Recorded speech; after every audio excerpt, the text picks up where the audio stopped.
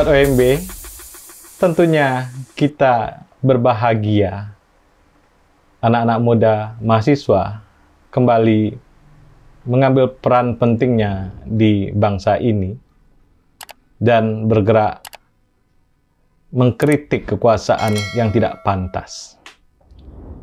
Gerakan-gerakan mahasiswa adalah titik cerah yang ada di bangsa ini untuk melihat bahwa ada salah arah yang terjadi di bangsa ini. Bagaimanapun, mahasiswa adalah elemen penting dalam perubahan-perubahan masyarakat.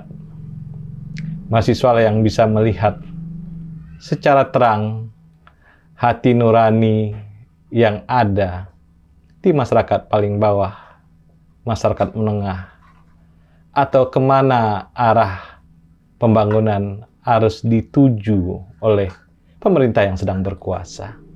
Sejarah mencatat berkali-kali gerakan mahasiswa bisa memberikan dampak yang besar terhadap kekuasaan. Tidak ada rezim yang bisa kuat atau mampu menahan gempuran dari gerakan mahasiswa. Dan gerakan mahasiswa ini harus kita apresiasi. Dalam gerakan mahasiswa tentunya ada dinamika yang luar biasa yang harus kita lihat. Bersatunya mahasiswa, saling bantu-membantunya mahasiswa, dan gerakan dengan satu isu. Mahasiswa dalam posisi membangun poros supaya gerakannya besar. Dan disitulah mahasiswa punya potensi pendobrak. Dan kita butuh mahasiswa-mahasiswa tidak hanya Jawa. Kita butuh mahasiswa-mahasiswa di Sumatera dan Sulawesi, Kalimantan, dan seluruh Indonesia untuk membangun sebuah isu yang sesuai, sebuah isu yang sebenarnya penting dalam perubahan-perubahan bangsa. Dan isu-isu itulah yang menjadi pendobrak. Tentunya isu-isu yang sekarang yang terlihat adalah masalah efisiensi misalnya, atau makanan bergizi, atau prioritas-prioritas pembangunan, atau masalah-masalah yang ada tentang kemiskinan misalnya, atau masalah tambang, masalah energi, pangan, dan sebagainya. Itu adalah masalah-masalah yang bisa dieksplorasi oleh mahasiswa dengan segala alat yang ada di pikirannya, kecerdasan yang ada di mahasiswa, ilmu yang dipelajarinya di kampus-kampus. Tentunya mahasiswa tidak luput dari kesalahan. Anak muda biasa dalam salah karena anak muda dalam tahap eksplorasi mencari-cari bentuk. Tapi anak muda harus kukuh dengan hati nurani bangsa. Hati nurani bangsa di gerakan 1928 misalnya itu jelas sekali bahwa sebuah komitmen, sebuah tekad yang kuat anak-anak muda tahun 98. Dan di tahun 2008 itu anak-anak muda mendedikasikan dirinya tentang persatuan kebangsaan. Peristiwa genting di tahun 45 misalnya, Rengas Dengklok. Kita tidak bisa membayangkan kemana arah kemerdekaan kita kalau tidak ada anak-anak muda yang melakukan penculikan dan memaksa orang-orang tua untuk segera mendeklarasikan kemerdekaan. Penyimpangan-penyimpangan yang terjadi dalam gerakan mahasiswa memang sering terjadi. Jadi ada kooptasi gerakan mahasiswa yang muncul di segala rezim, tapi hati nurani mahasiswa tidak bisa dikalahkan. 66, walaupun ada mahasiswa yang pro Soekarno, tapi hati nurani tetap menang, menemukan aliran sungainya, menemukan tempat dia berwadah, dan tidak bisa satupun yang bisa mengalahkan hati nurani.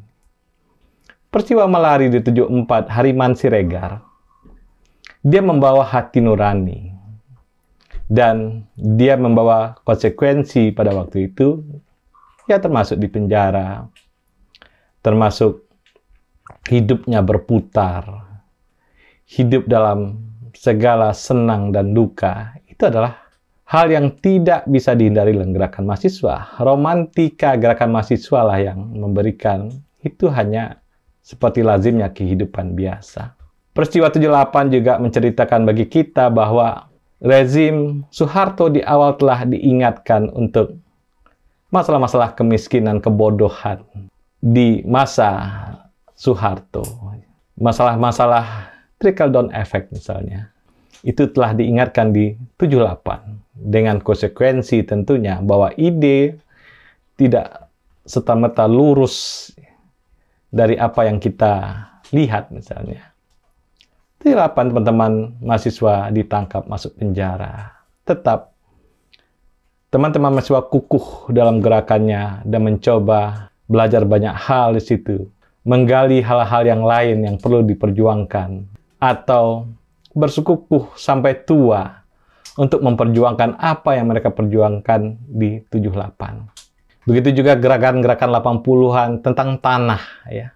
Kedung Ombo misalnya, itu memberikan sebuah karakter dari aktivis-aktivis 80-an yang tidak terlalu terkesima dengan kekuasaan. Mereka tetap di bawah, di grassroots bersama rakyat. Mereka membangun gerakan-gerakan kecil bersama rakyat. Dan itulah warna 80-an dengan gerakan 1001 NGO yang mereka bangun untuk memberikan pondasi yang kuat terhadap gerakan 80-an. Dan peristiwa 98 juga memperlihatkan hal seperti itu, bahwa pematangan-pematangan gerakan, kesempatan-kesempatan untuk memperbaiki arah bangsa, itu muncul di 98 dengan konsolidasi gerakan lebih kuat. Ya, inilah warna yang perlu kita tuju di tahun 2025, gerakan yang solid untuk mahasiswa sekarang, agar mahasiswa adalah orang yang diperhitungkan dalam peristiwa bangsa kapanpun. Dan ini bagi mahasiswa tentunya adalah sebuah moral force, kekuatan moral yang dari tahun ke tahun tak putus, ya. Dia adalah gerakan yang selalu ada dan selalu muncul dalam gerakan mahasiswa. Begitu juga gerakan 2024, ya, masalah ketika Jokowi tetap bersekukuh menggunakan Mahkamah Agung, Mahkamah Konstitusi dalam membangun kekuasaannya, dipatahkan oleh gerakan 2024. Ini adalah momentum-momentum besar dari gerakan-gerakan mahasiswa. Dan semua rakyat Indonesia berharap gerakan mahasiswa ini laju terus, kencang terus, tetap memberikan warna yang kuat terhadap hati nurani. Selamat kembalinya gerakan mahasiswa.